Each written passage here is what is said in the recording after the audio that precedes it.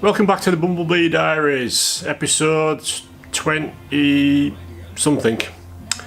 In the last one, link above, somewhere up there probably, you saw that I changed the ignition switch and I tried to start it and it just clicked and I thought the battery was flat. Well, as it turns out, it's not that. I've charged the battery and it's still not wanting to turn over. You can hear it click when you turn the ignition key, which proves that the circuit from the ignition switch is working to tell the starter motor to turn over, but it doesn't turn over. So if you can see behind me here, what I've done so far is I've taken off the grill, obviously. I've checked the battery power in the back and it's 12.89 volts, and I've checked the power at the solenoid here. If you can see, well, maybe you can't see that. But that's 12.86, so it's not an issue of voltage loss between the front and the back of the car. So what I'm going to do next is I'm going to take off all the connections on here and just have a look to see if we've got a bad connection. When I had that off last was when it was in the pouring rain that day that I broke down, so maybe I've got a bit of corrosion in there, or something's not quite tight, or a broken wire even possibly, but I don't think it's a broken wire because I've got the voltage there, so that would indicate it isn't that, so it's more likely a bad contact. If it isn't a bad contact, then the starter motor will have to come out and I'll bench test the starter motor on the floor with a pair of jump cables and a spare battery that I've got here, and see if I can fault trace it. But first off, take the connections off, look for a bad connection, clean it all up, put it back on, test it and see what happens.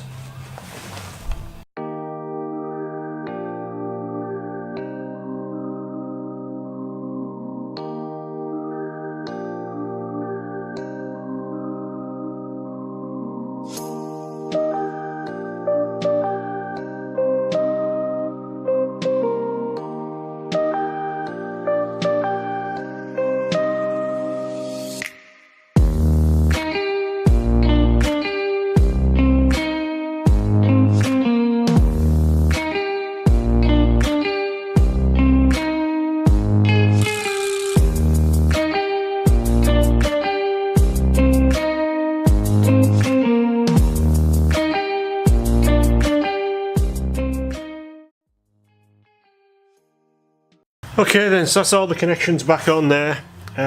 Next job will be to connect up the battery again and see if it's made any difference or not. Fingers crossed.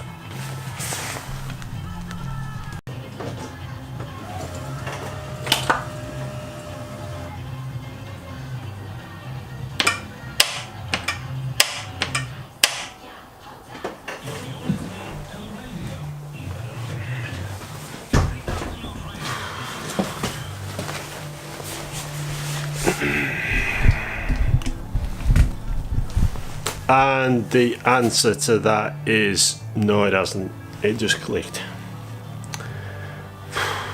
Starter motor's going to have to come off now. Balls. Well, I'm having no luck there with getting the starter motor off. The lower mounting screw bolt, the one that's sort of semi-captive by the body of the starter motor, can't get it to move at all. Top one came off, not a problem, but I can't get the bottom one to even start turning. So what I'm going to try doing is coming back with a gas gun and try and heat up the alloy in the flywheel end housing, just to expand a bit and release the pressure on the nut, on the bolt, and hopefully I'll be able to get it turning then, because at the moment it's just not moving at all. And I'll zoom in there so you can see just how bad it is to get to. That's the offending item there. That's the head of the bolt you're looking at.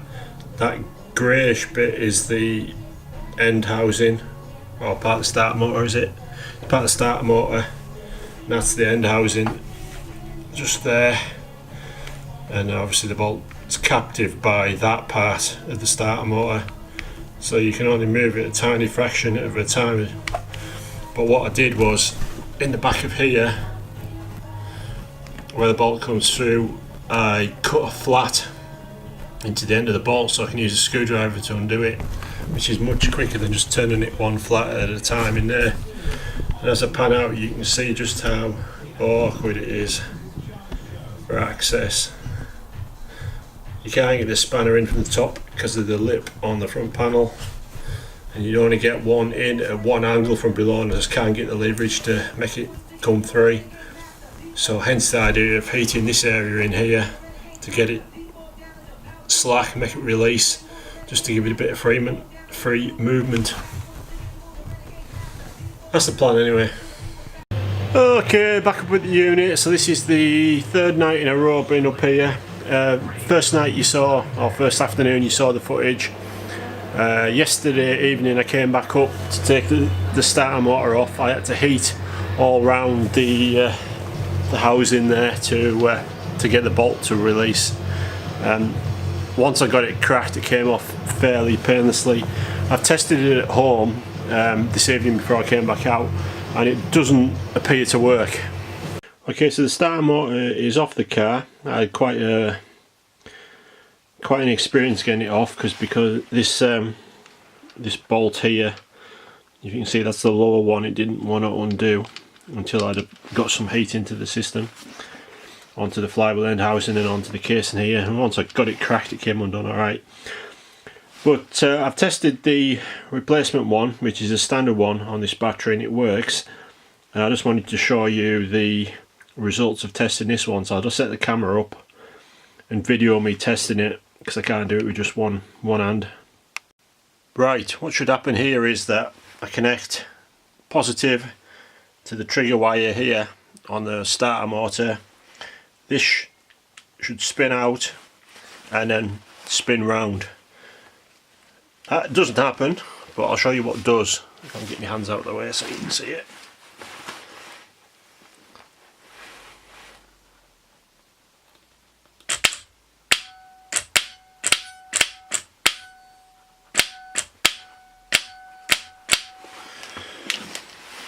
So what's happening there is I can't remember if this is called the Bendix or whatever the hell it's called, but anyhow, this bit pops out as it should do, and then it should spin, but it doesn't. It's as though the whole thing is seized, and the wire in here, the positive wire, starts to get really hot because there's obviously a massive amount of resistance in there somewhere.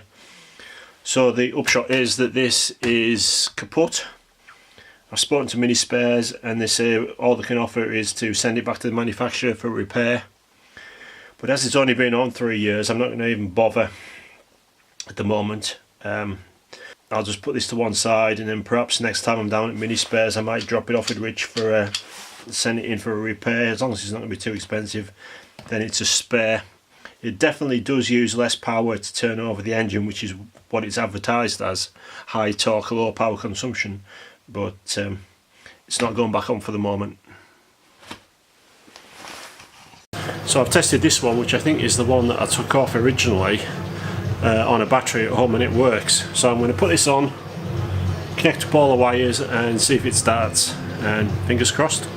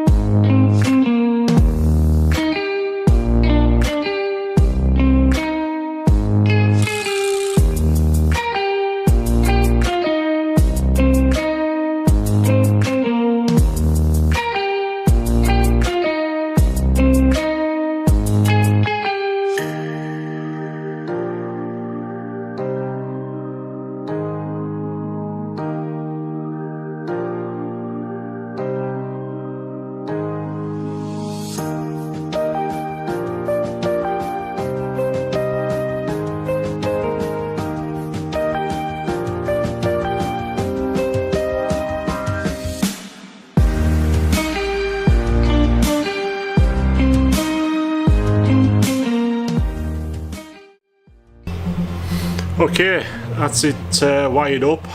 What I'll do next is connect the battery and flick it over and see what happens. Hopefully it'll start, and if it does I just need to tidy up some of those wires because they're a bit of a mess in there, just make it a bit neater and a bit safer. We're trying to get under control. It's snowing endlessly. Very wet snow, trees have fallen, the roads are partially closed and local traffic is difficult to maintain. It seems many of us ditched whole turkeys over Christmas, opting for smaller crowns instead. Retail industry figures show sales fell 6% in the 12 weeks to the end of December. From Sky News, I'm Laura Safe.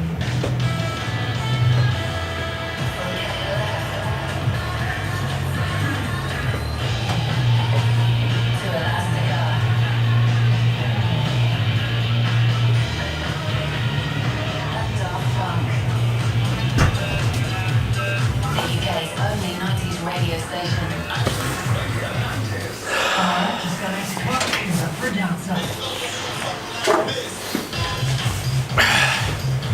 Well, something's not quite right because it's not even turning over or clicking, so I've probably got some wiring wrong.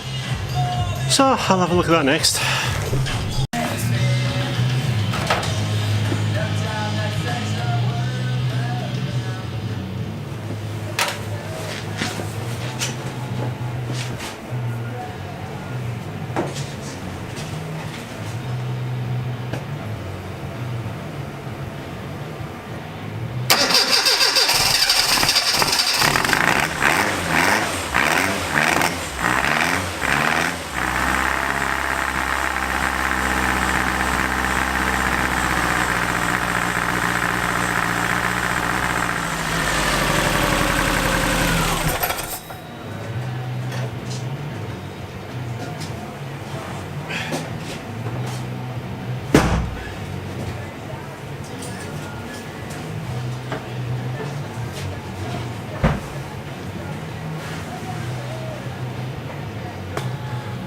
Focus.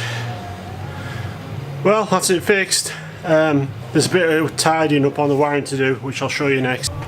Okay, so this jungle of wires in here needs sorting out. It's all at the wrong angle, so that when the grill's sitting here, where my hand is, it's going to be right in the way. It's going to catch on this. This one here, which is the trigger. This one is the trigger for the starter motor. To switch the solenoid, it needs a different end put on it, but I haven't got any of the connections that size, so I'll just have to get some.